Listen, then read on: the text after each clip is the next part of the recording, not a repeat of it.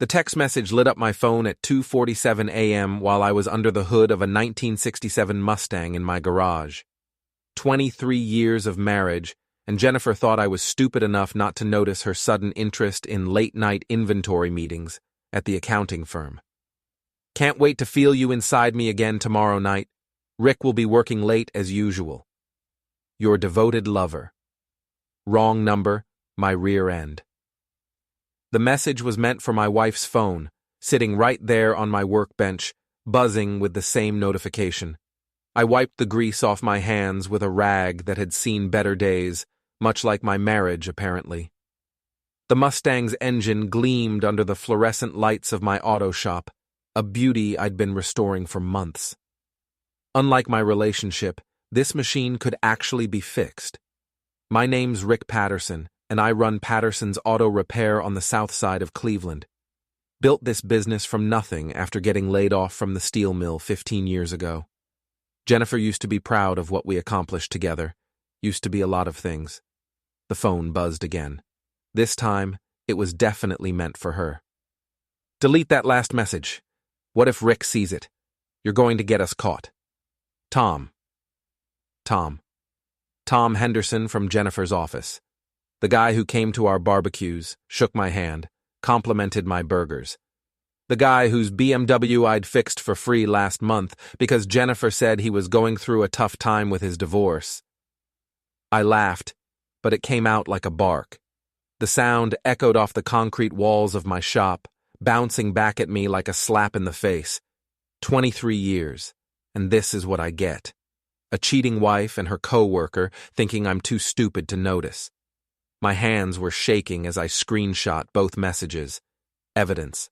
Always collect evidence. That's what my old man taught me about everything from insurance claims to warranty disputes. Get it in writing, son. People lie, but documents don't. I walked back into our house through the kitchen door, past the wedding photos on the hallway wall. Jennifer in her white dress, me in that rented tuxedo that was too tight around the collar. We looked happy. We looked like we meant those vows. She was asleep in our bed, blonde hair spread across the pillow like she was posing for a magazine. Beautiful woman, my Jennifer. Smart, too. Smarter than me, according to her family. They never let me forget that she had a college degree, and I had calloused hands. Before we dive deeper into this story, I have one small request. Please subscribe, drop a like, comment, and hit that hype button to boost this channel so more people can discover these incredible Reddit stories. I stood there watching her sleep, this stranger who shared my name and my bed, and apparently Tom Henderson's. The anger was building in my chest like pressure in a boiler. But I'm not the type to explode. I'm the type to plan. The next morning, Jennifer acted like nothing had happened, made coffee, kissed my cheek, asked about my day, all while knowing she was planning to betray everything we'd built together. How's the Henderson account going? I asked over breakfast, watching her face. She didn't even flinch. Oh, fine. Tom's been very thorough with his research. We might need to work late again tonight to finish the quarterly reports. Thorough. Right. Maybe I should bring you both some dinner, I suggested. Wouldn't want you working on empty stomachs. That's sweet, honey, but we'll probably just order pizza. You know how it is with these corporate time limits.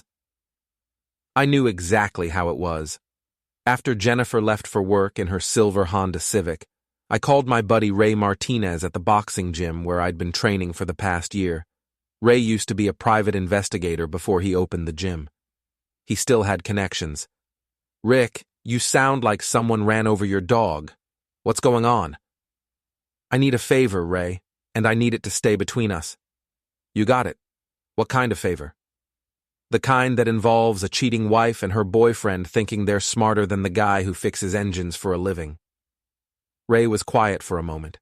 Then he chuckled, low and dangerous. Oh, this is going to be fun. What do you need? Information, proof, and maybe some advice on how to make them regret underestimating me. Come by the gym tonight. We'll talk.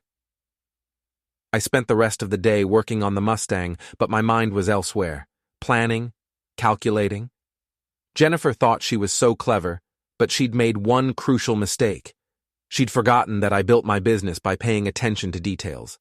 Every bolt, every wire, every moving part had to work perfectly, or the whole system failed. Their system was about to fail spectacularly. That evening, I drove to Ray's gym instead of going home to an empty house and a lying wife. The place smelled like sweat and determination, filled with the sounds of gloves hitting heavy bags and trainers shouting encouragement. Ray was waiting for me in his office, a cramped space behind the main gym floor. He was a compact man with graying hair and intelligent eyes that missed nothing. "So," he said, leaning back in his chair, "tell me everything." I showed him the text messages, explained about the late nights, the sudden interest in working overtime. Ray listened without interrupting, occasionally nodding. "How long you think this has been going on?" he asked. "Months, maybe longer." Looking back, there were signs. She started dressing differently, buying new clothes, said she wanted to look more professional for a promotion. "And this Tom character?" "Divorced, according to Jennifer. Works in the same department. I've met him a few times. Seemed like a decent guy."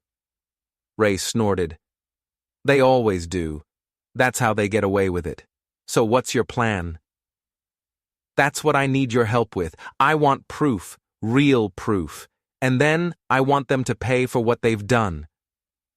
Revenge is a dish best served cold, my friend. But it's also a dish that can poison the cook if you're not careful. You sure you want to go down this road? I thought about Jennifer's kiss on my cheek that morning, the way she looked me in the eye and lied without hesitation. I thought about Tom Henderson shaking my hand at our barbecue while planning to destroy my marriage. "I'm sure." Ray opened his desk drawer and pulled out a business card. "This is a guy I know, discreet, professional, gets results. He can get you the proof you need. As for the rest," he smiled, and it wasn't entirely pleasant. "Well, that's where the fun begins." The private investigator Ray recommended was named Eddie Kowalski, a thin man with tired eyes who looked like he'd seen every kind of human betrayal imaginable. We met at a diner on the east side, away from anywhere Jennifer or Tom might recognize me. 23 years, Eddie said, stirring sugar into his coffee. "That's a long time to throw away for some office romance. You sure you want to know what I'm going to find?" "I'm sure." "Because once you see the photos, once you have the proof, there's no going back. You can't unknow what you know." I thought about that for a moment, watching the steam rise from my untouched coffee. "Eddie, my wife is already gone. Has been for months, apparently. I'm just the last one to figure it out. What I want now is ammunition for the divorce and maybe some satisfaction." Eddie nodded. "Fair enough. I'll need a retainer, $500 up front, then we'll see what develops." I handed him the cash. Money I'd been saving for Jennifer's birthday present next month. Seemed more appropriate to spend it on documenting her betrayal instead. "Give me a week," Eddie said. "I'll have everything you need." While Eddie did his work, I started my own investigation. Jennifer had gotten sloppy, confident that her blue-collar husband was too trusting or too stupid to catch on. She left her laptop open, her phone unlocked, her schedule scattered around the house like breadcrumbs leading to the truth. I found restaurant receipts for places we'd never been together, credit card charges for lingerie I'd never seen her wear, hotel reservations made on nights she claimed to be working late. But the real revelation came when I checked our joint savings account online. Jennifer had been moving money, small amounts at first, then larger sums. Our vacation fund, the money we'd been saving for a new roof, even the emergency fund we'd built up over years of careful budgeting. She was preparing to leave me, and she was taking everything with her. That night, Jennifer came home at 11:30, claiming the quarterly reports were more complicated than expected. She smelled like expensive cologne that wasn't mine and had that satisfied glow that used to be reserved for our anniversary dinners. "How was your evening?" she asked, kissing my forehead like I was her elderly uncle. "Productive," I said. "Got a lot done on the Mustang. Should have her running like new soon." "That's nice, honey." She was already walking away, heading for the shower. "I'm exhausted. Don't wait up." I didn't. Instead, I sat in my garage with a beer and a notepad making lists. Assets to protect, evidence to gather, people who needed to know the truth about Jennifer's double life. My sister Carol had warned me years ago that Jennifer seemed too ambitious for small-town life, too eager to climb social ladders that didn't exist in our neighborhood. I'd defended my wife then, accused Carol of being jealous. Now I wondered if she'd seen something I'd missed. The next morning, I called in sick to the shop and followed Jennifer to work. Her office building was downtown, all glass and steel, the kind of place that made guys like me feel underdressed even in our best clothes. I parked across the street and watched. At 12:15, Jennifer emerged with Tom Henderson. He was taller than me, better dressed, the kind of man who looked comfortable in a suit. They walked to his car, a red BMW sedan that I'd repaired just last month, and drove to a restaurant in the suburbs. I followed at a distance, my pickup truck invisible among the lunch-hour traffic. They chose a place called Antonio's, an Italian restaurant with dim lighting and intimate booths, the kind of place couples went to celebrate anniversaries or plan futures together. I parked where I could see through the front window and watched them share a meal like lovers. Jennifer laughed at something Tom said, reached across the table to touch his hand. She looked happier than I'd seen her in months. My phone buzzed with a text from Eddie. "Got what you need. Can you meet tonight?" I texted back, "Yes, same place, 8 p.m. That evening, Eddie spread photographs across the diner table like he was dealing cards. Jennifer and Tom entering the Marriott downtown, Jennifer and Tom kissing in the parking lot of her office building, Jennifer and Tom shopping for groceries together like a married couple. "How long?" I asked. Based on what I could document, at least 6 months. Probably longer. They're not trying very hard to hide it anymore. Either they think you're clueless, or they don't care if you find out. The final photograph showed Jennifer and Tom at a real estate office, shaking hands with an agent in front of a "for sale" sign. "They're looking at houses," Eddie explained. "Condos, actually. Downtown. Expensive ones. Looks like they're planning a future together." I studied the photos, memorizing every detail. Jennifer's face in these pictures showed a woman I barely recognized, animated, excited, alive in a way she hadn't been with me in years. "There's more," Eddie said, pulling out a manila folder. "Bank records, credit reports, phone logs. Your wife's been busy. She's also been talking to a divorce attorney." My hands clenched into fists. "Which attorney?" "Sandra Walsh. Downtown firm. Specializes in high-asset divorces, specifically in making sure wives get everything they're entitled to, and then some." "High asset?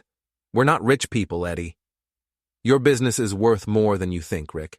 The property, the equipment, the customer base, plus your house, your savings, your retirement accounts. Add it all up, and you're looking at maybe $500,000 in assets. Split down the middle, that's enough for Jennifer and Tom to start their new life in style." I felt like I'd been punched in the stomach. Not only was Jennifer betraying our marriage, she was planning to destroy everything I'd built. The shop that had been my life's work, the house we'd bought when we were young and hopeful, the future I'd planned for our retirement. "What are my options?" I asked. Eddie leaned back in the booth. "Legally? File first before she does? Get your own attorney, someone who can protect your assets. Personally?" He shrugged. "That's not my department. But if it was me, I'd want them to know that I knew. I'd want them to understand that they picked the wrong guy to underestimate." I gathered up the photographs and documents, evidence of a betrayal that went deeper than simple adultery.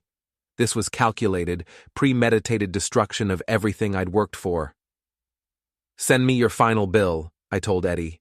"You've earned every penny." Walking out to my truck, I felt different. Lighter somehow. The uncertainty was gone, replaced by cold, clear purpose. Jennifer and Tom thought they were so smart, so sophisticated, so much better than the blue-collar guy who got his hands dirty for a living. They were about to learn that underestimating Rick Patterson was the biggest mistake of their lives. I didn't sleep that night. Instead, I sat in my kitchen with Eddie's photographs spread across the table like evidence in a crime scene. Because that's what this was, really. A crime against 23 years of marriage, against trust, against everything I'd believed about the woman sleeping upstairs. Jennifer came down at 7, already dressed for work in a navy blue suit I'd never seen before. She looked professional, confident, beautiful. She also looked like a stranger. "Morning, honey," she said, pouring coffee into her travel mug. "I might be late again tonight.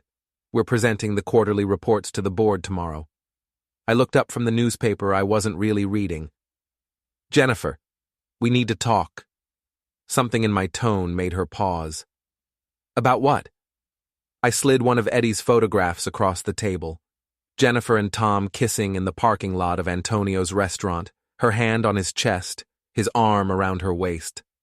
Jennifer went very still. The coffee mug trembled in her hand. "Sit down," I said quietly. She sat, her eyes fixed on the photograph like it might disappear if she stared hard enough. "How long?" I asked. Jennifer's composure cracked slightly. "Rick, I can explain." "How long, Jennifer?" She closed her eyes. 8 months. 8 months. Longer than Eddie had estimated. 8 months of lies, of betrayal, of planning my destruction while kissing me goodbye every morning. Why? The word came out rougher than I intended. Jennifer looked up at me, and for a moment I saw something that might have been regret. Then her expression hardened. "Because I was lonely, Rick. Because you're never here, never present even when you are here. Because I needed someone who could talk about something other than carburetors and oil changes."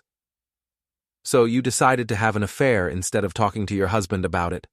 "I tried talking to you. For years I tried. But you're so content with this little life, this little town, this little existence. I wanted more." I spread the rest of the photographs on the table. Jennifer and Tom at the real estate office, shopping together, holding hands at expensive restaurants. "More like this?" Jennifer's face flushed. "You had me followed?" "I had my wife's strange behavior investigated, yes. Good thing, too.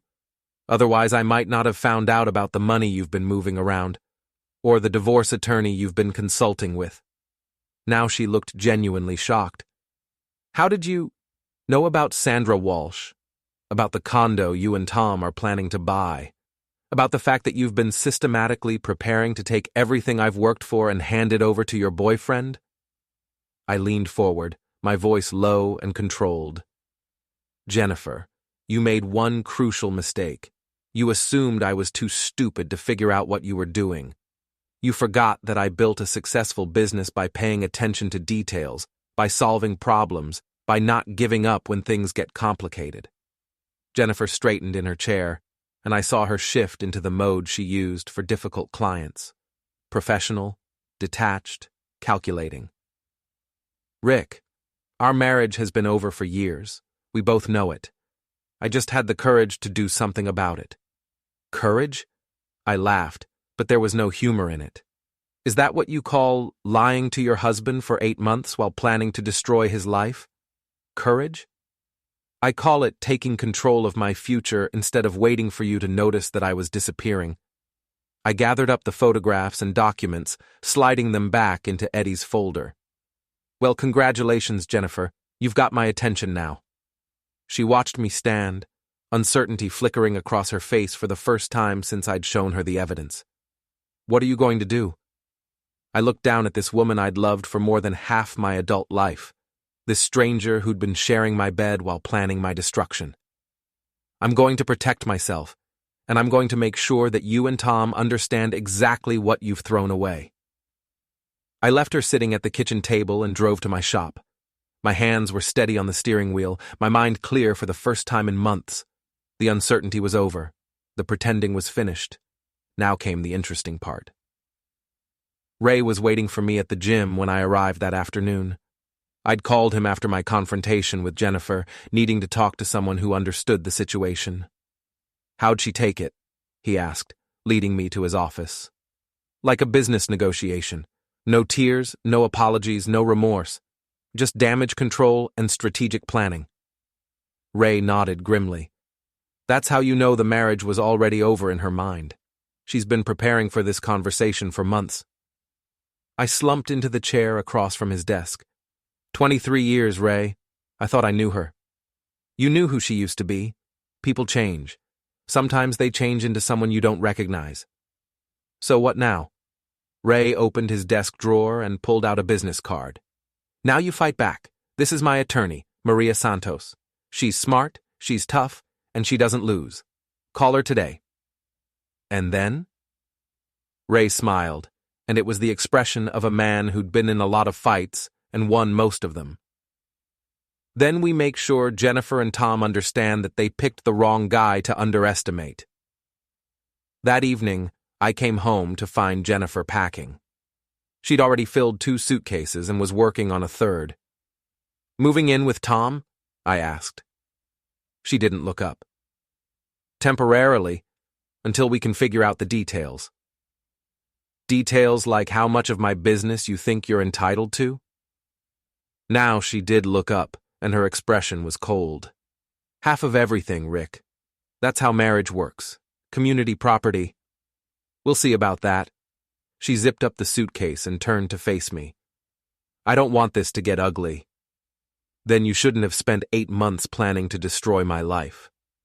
Jennifer picked up her bags and walked toward the door. At the threshold, she paused.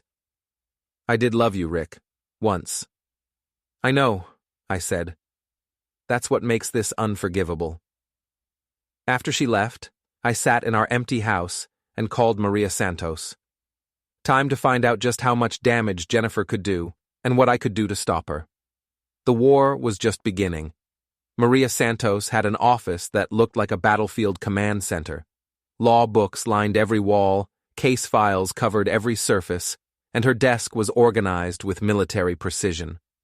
She was a small woman with steel gray hair and eyes that could cut glass. Your wife made several mistakes, Maria said, reviewing Eddie's evidence. The biggest one was moving money around without your knowledge. That shows intent to defraud the marital estate. What does that mean for me? It means we can argue that she's been planning this divorce for months while actively hiding assets and preparing to leave you with nothing. Judges don't like that kind of deception. Maria spread out bank records showing Jennifer's financial maneuvering. She moved money into accounts you don't have access to. She's been paying for her affair with marital funds. She consulted with an attorney without telling you. All of this works in our favor. Can we stop her from taking the business? We can certainly try. Your auto shop was built during the marriage, so technically it's marital property. But you can argue that it's your separate contribution, especially if you can document the hours you put in, the expertise you provided, the sweat equity that built its value. Maria leaned back in her chair. The key is filing first and getting a temporary restraining order on all marital assets. We freeze everything until the divorce is final. She can't touch the business, can't access the joint accounts, can't make any major financial decisions without court approval. How long will that take? If we file tomorrow, we can have the restraining order in place by the end of the week. After that, it's a matter of negotiation and leverage. What kind of leverage?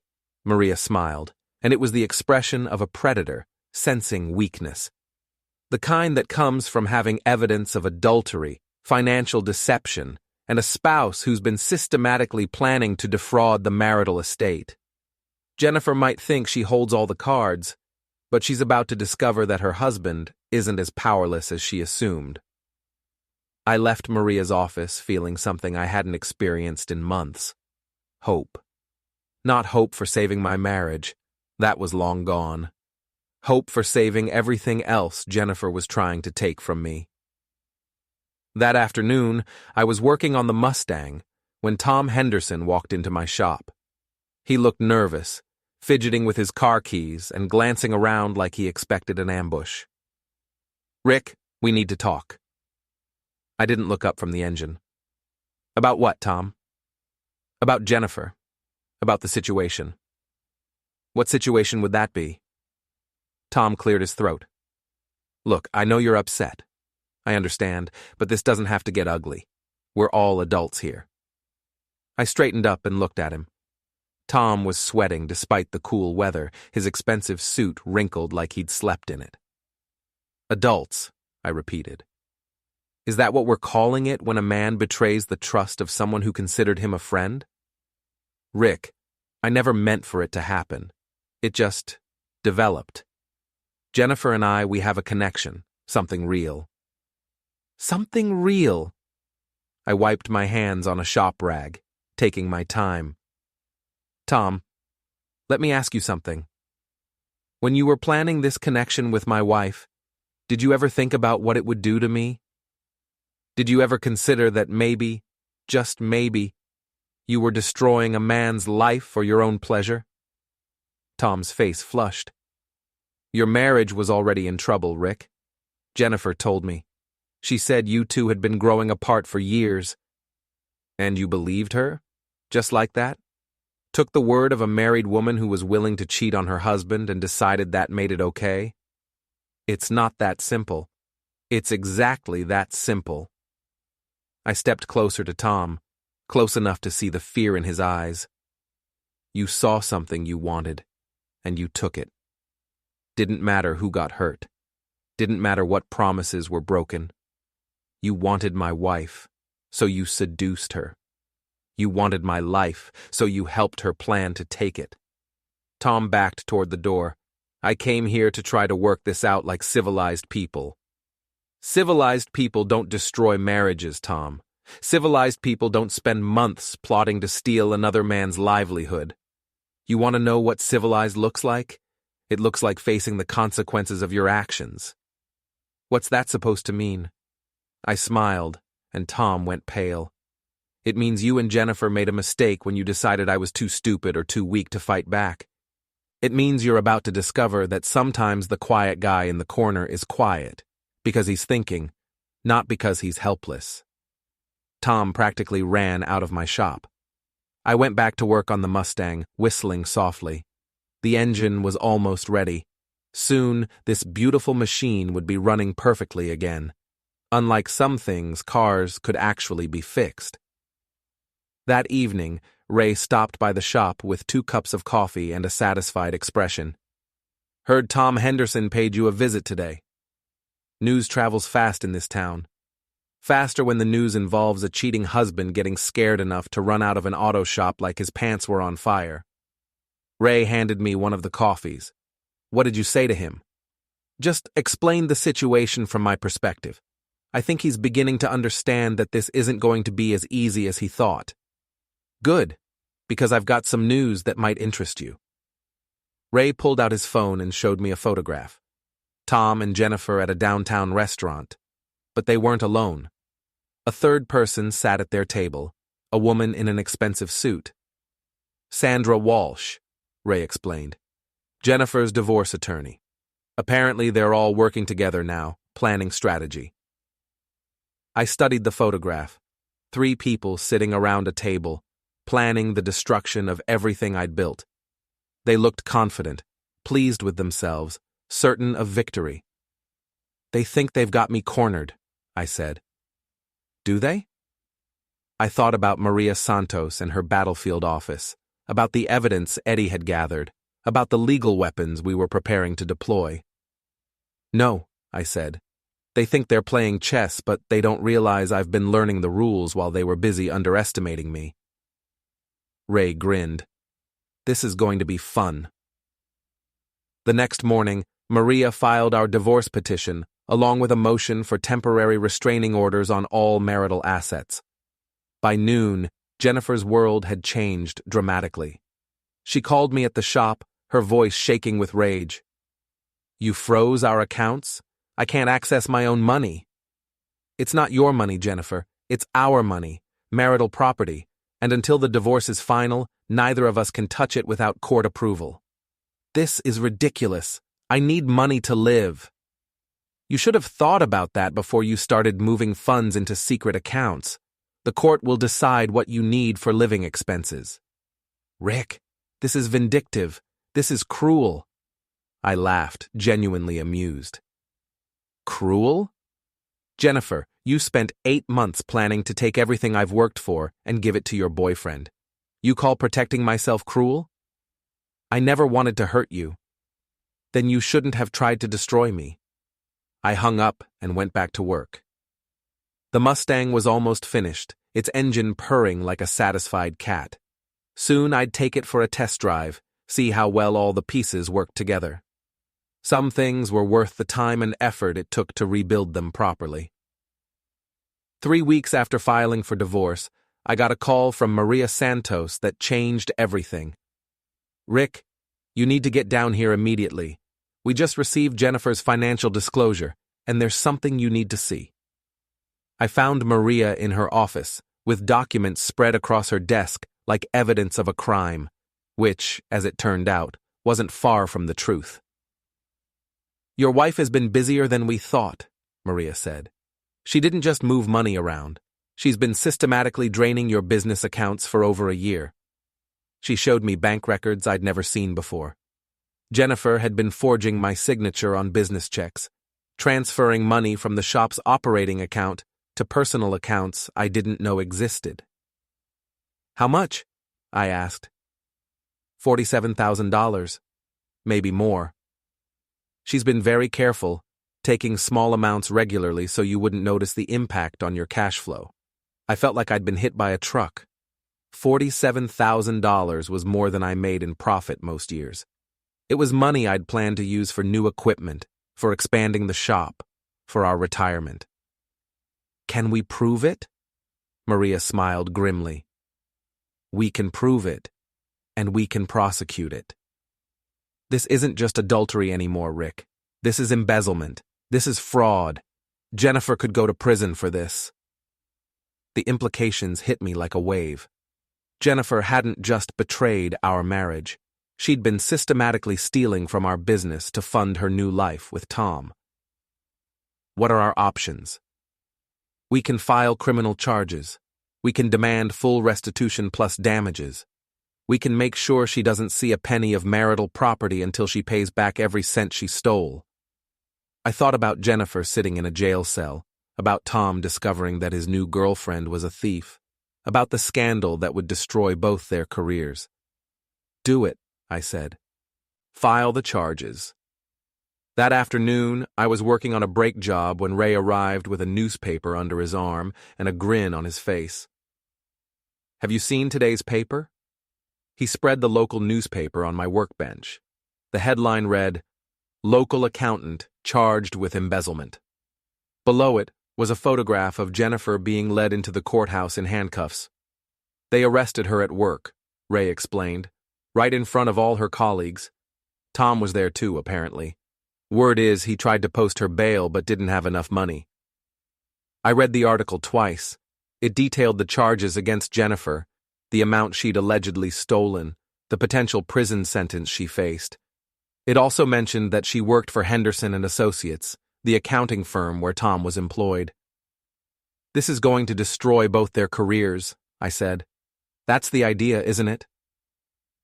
I looked at the photograph of Jennifer in handcuffs, her face a mask of shock and humiliation. This was the woman I'd loved for 23 years, reduced to a common criminal being perp-walked for the evening news. I should feel worse about this, I said. Should you? She stole from you, Rick. For over a year, she looked you in the eye every morning and kissed you goodbye, knowing she was robbing you blind. She planned to take your business, your house, your future, and give it all to her boyfriend. You think she deserves your sympathy? I thought about all the nights I'd worked late to keep the business profitable, all the sacrifices we'd made to build our life together, all the trust Jennifer had systematically destroyed. No, I said. I don't think she does. The next morning, Tom Henderson called my shop. His voice was shaky, desperate. Rick, we need to talk. Please. This has gotten out of hand. Has it, Tom? Jennifer's in jail. She could go to prison. Her career is destroyed. My career is probably over too, just for being associated with her. This has to stop. Stop? Tom, this is just getting started. Jennifer stole nearly $50,000 from my business. That's not a marital dispute, that's a felony. She said she was going to pay it back after the divorce. I laughed. Pay it back with what? Half of the money she stole from me in the first place? That's not how theft works, Tom. Look, I know you're angry. I know we hurt you, but destroying our lives won't bring back your marriage. My marriage was already destroyed, Tom. You and Jennifer made sure of that. What I'm doing now is making sure you both understand that actions have consequences. What do you want? Money? I can get money. I can pay you back what Jennifer took. With what? You're about to lose your job, remember? Your reputation is ruined. Your girlfriend is facing prison time. What exactly do you have that I could possibly want? Tom was quiet for a long moment. What can I do to make this right? Nothing, I said. You can do absolutely nothing, because this isn't about making things right anymore. This is about justice. This is about two people who thought they were smarter than everyone else learning that they're not. I hung up and went back to work. The Mustang was finally ready for its test drive. I'd rebuilt the engine from the ground up, replaced every worn part, fine-tuned every system until it ran like a dream. Some things could be restored to their original glory. Others were too damaged to ever be the same again. That evening, I took the Mustang out for a drive through the city. The engine purred with power, the transmission shifted smoothly, the brakes responded perfectly. It was a machine reborn, better than it had been in decades. I drove past Jennifer's office building, past the courthouse where she'd been arraigned, past the expensive restaurant where she and Tom had planned their future together. The city looked different now, cleaner somehow, like a storm had passed and washed away the accumulated grime. My phone rang as I was driving home. It was Maria Santos. Rick, I have news. Jennifer's attorney wants to negotiate. They're offering full restitution plus damages in exchange for dropping the criminal charges. How much? $75,000. The $47,000 she stole plus interest and penalties. I thought about it as I drove through the quiet streets of my neighborhood. $75,000 would set me up nicely, allow me to expand the shop, maybe buy some new equipment. What's the catch? No catch. They're desperate. Jennifer's looking at 3 to 5 years in prison if she's convicted. Tom's firm is distancing themselves from both of them. They want this to go away. And if I refuse? Then we go to trial, and Jennifer probably goes to prison. You might not get your money back, but you'll have the satisfaction of seeing justice done. I pulled into my driveway and sat in the Mustang, listening to the engine idle. Smooth, powerful, perfectly controlled. I'll think about it, I told Maria. But I already knew what my answer would be. Some debts couldn't be paid with money. Some betrayals demanded a higher price than mere restitution. Jennifer and Tom had made their choices. Now they would live with the consequences. The trial began on a cold Tuesday morning in November. I sat in the gallery behind the prosecutor's table, watching as Jennifer was led into the courtroom in her orange jumpsuit. She looked older, smaller, diminished by the weight of her choices. Tom sat in the back row, trying to be invisible. He'd managed to keep his job, barely, but his reputation was destroyed. The whole city knew he was the other man in the embezzlement scandal. Maria Santos had advised me to take the settlement offer. $75,000 was more than I'd likely recover if Jennifer went to prison. But this wasn't about money anymore. This was about accountability. The prosecutor, a sharp young woman named Lisa Chen, laid out the case methodically. Bank records showing the systematic theft, forged signatures on business checks, Jennifer's elaborate scheme to fund her affair and her planned new life. Jennifer's attorney tried to paint her as a desperate woman, trapped in an unhappy marriage, driven to poor choices by emotional distress. The jury didn't buy it. You could see it in their faces as the evidence mounted. This wasn't a crime of passion. This was calculated, premeditated theft. On the third day of testimony, I was called to the witness stand. I testified about discovering the affair, about finding the missing money, about the systematic betrayal of everything I'd worked to build. "Mr. Patterson," the prosecutor asked, "how has this experience affected you?" I looked across the courtroom at Jennifer, who was staring at her hands. "It's taught me that you can live with someone for 23 years and not really know them at all. It's taught me that trust, once broken, can never really be repaired." "Do you believe the defendant showed any remorse for her actions?" I thought about Jennifer's cold calculation during our kitchen confrontation, her immediate shift to damage control mode, her complete lack of apology or regret. "No," I said. "I believe she was only sorry she got caught." The jury deliberated for less than 4 hours. Guilty on all counts, Jennifer was sentenced to 3 years in prison, with the possibility of parole after 18 months. She was also ordered to pay full restitution, though we all knew I'd never see that money. You can't get water from a dry well, and Jennifer would have nothing left after serving her sentence. As the bailiff led her away, Jennifer looked back at me one last time. I saw something in her eyes that might have been regret, or maybe just resignation. It didn't matter anymore. Tom tried to approach me outside the courthouse, but Ray intercepted him. They had a brief, quiet conversation that ended with Tom walking away quickly, his shoulders slumped in defeat. "What did you tell him?" I asked. "That his girlfriend was going to prison, his career was over, and his best bet was to leave town and start over somewhere else. I also mentioned that if he ever came near you again, he'd be eating his meals through a straw." I laughed, surprising myself. It was the first genuine laugh I'd had in months. That evening, I sat in my shop with a beer, looking at the Mustang gleaming under the fluorescent lights. The restoration was complete, every system working perfectly, every detail exactly as it should be. My phone rang. It was my sister Carol calling from Phoenix. "Rick, I saw the news coverage of the trial. How are you holding up?" "Better than I expected. It's over, Carol. Finally over."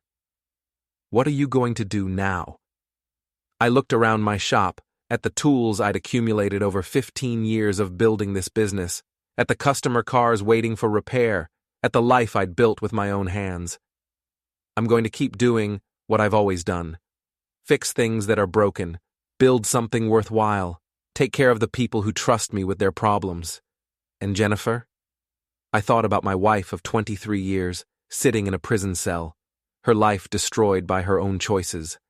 I waited for the sadness, the regret, the sense of loss. Instead, I felt something unexpected. Peace. "Jennifer made her choice," I said. "She chose Tom over our marriage. She chose theft over honesty. She chose to destroy everything we built together rather than try to fix what was broken. Now she gets to live with those choices." "Do you think you'll ever forgive her?" I considered the question seriously. Forgiveness was supposed to be about healing, about letting go of anger and moving forward. But some betrayals cut too deep for forgiveness. Some trust, once broken, could never be repaired.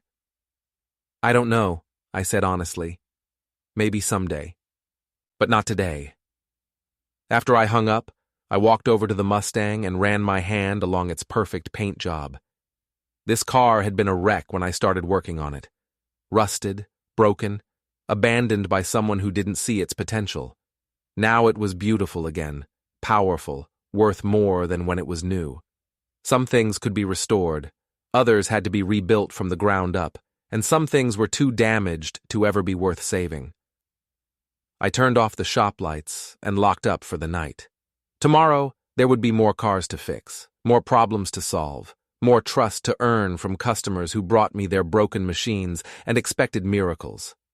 It was good work, honest work, the kind of work that built character and community, that created value instead of destroying it.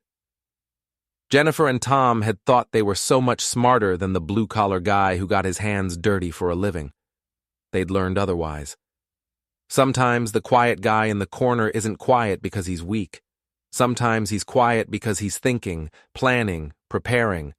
Sometimes he's quiet because he knows that actions have consequences, and he's patient enough to wait for justice to be served.